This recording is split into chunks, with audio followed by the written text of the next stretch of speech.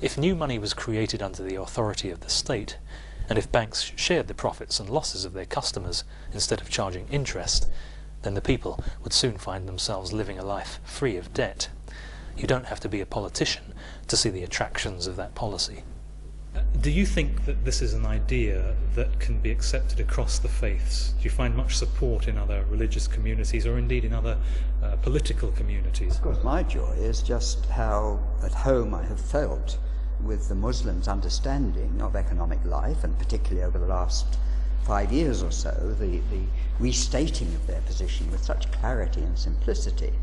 And I believe that everything I hear them stating about how money should be used and the transparency of its activities and the nature of binding contracts and all those things seem to me to come straight out of the biblical tradition in which I have been nurtured.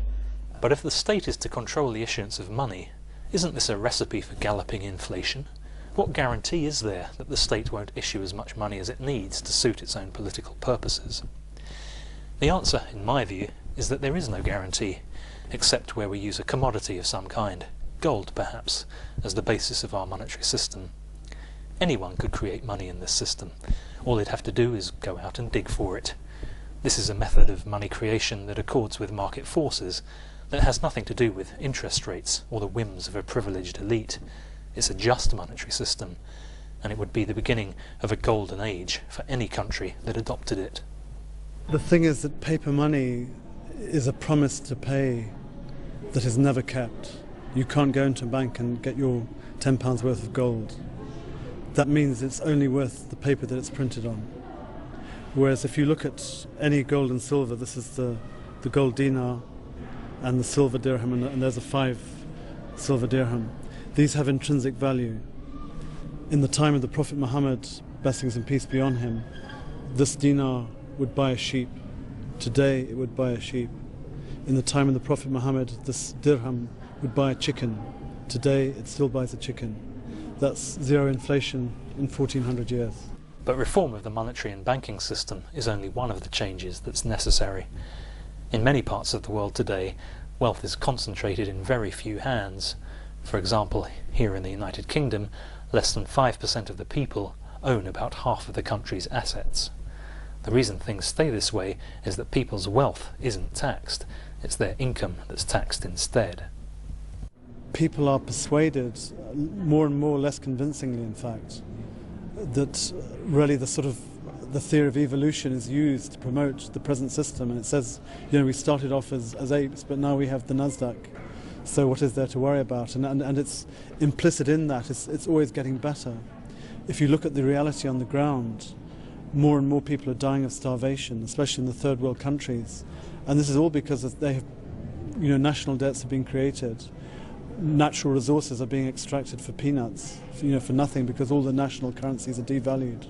And as a result, the actual people, more and more, the number of children dying every second, is phenomenal. And this was something that was not considered at the recent G8 conference, is what is the cause of all these people dying. They didn't look at the financial system. Within a few years of the arrival of Islam on the Arabian Peninsula, so much wealth existed that few poor people could be found to receive welfare payments. That was a cash surplus society, one in which interest-based mortgages and personal overdrafts simply weren't needed. It's hard to imagine that kind of life now, of course. We've lived for so long in an interest-based economic system.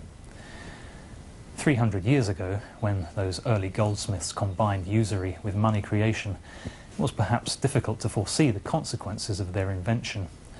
Today, alas, those consequences are available to see everywhere. The rich people of the world go to bed suffering the stress of debt, as much as the poor people of the world go to bed suffering its hunger. It's rather sad that every time we have a financial crisis in the world, it's a group of bankers who are asked to come up with the solution. It's rather like putting the fox in charge of the chicken run. Banks make money out of people being in debt. It's just not in their interest to reduce the overall level of debt. So the solutions they bring to the table aren't really solutions at all, like cough medicine, when what we really need is to give up smoking. I joined the Islamic banking movement in the 1990s in the hope of bringing a genuine alternative to the debt-based system that I'd grown up with. But what I found was my Muslim colleagues entering into Islamic triple contracts, following the footsteps of their Christian predecessors. And in this, they were being encouraged by some of the world's largest interest-based banks.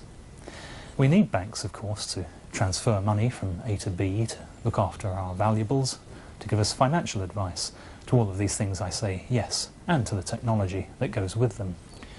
But to money creation for the sake of profit, I say no. This is a monster we can't reform. We simply have to defeat it, because if we don't, it will defeat us.